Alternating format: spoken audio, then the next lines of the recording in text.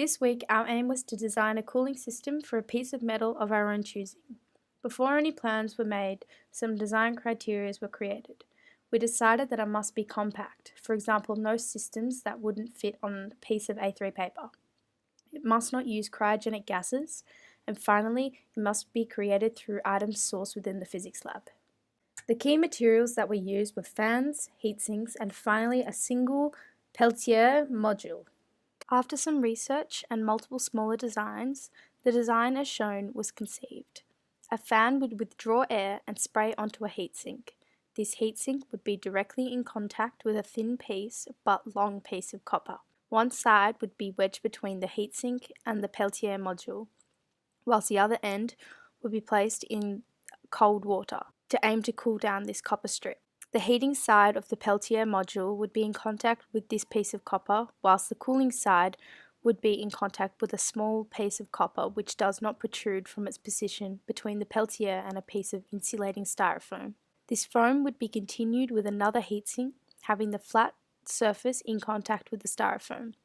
This alternative heatsink would be then followed with a fan positioned the same way as the first fan, drawing air away from the system. The design was created in aim to cool down the smaller piece of copper to the coldest possible temperature.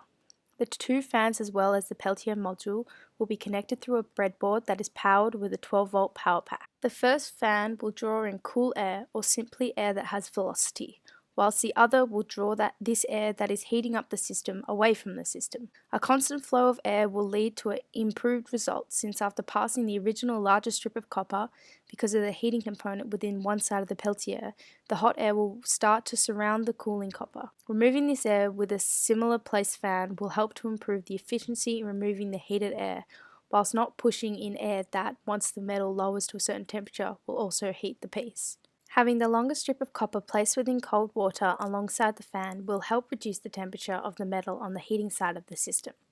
A reduction within the heating side will lead to a more successful transfer of lower temperatures to the cooler side of the system. The smaller piece is not being placed in cold water since it would lead to the need of a larger surface area to be cooled, creating a less effective system. Complementing this, once the copper reaches a temperature below that of the cooled water, the system will once again be counterproductive. Ultimately, the design was aimed to be the most effective system while simply looking at the theoretical characteristics that could come into play.